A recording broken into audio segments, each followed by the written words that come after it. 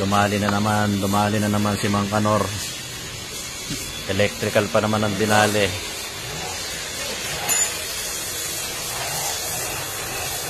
Ayun, ang daming jumper, oh. Fuse box. Then merong fuse na itinap direkta sa battery terminal.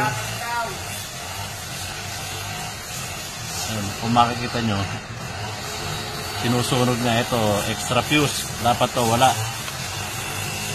Then meron pa siyang sa ilalim yung fuse box sa holder. Ayun, meron relay ulit.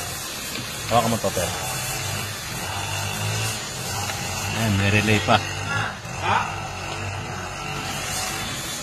Patay tayo nito. Kung nasisirain ito yung mga module natin.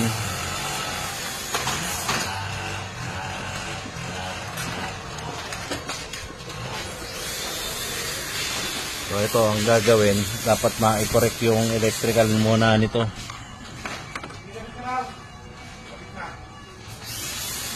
Hi, Mang Kanor.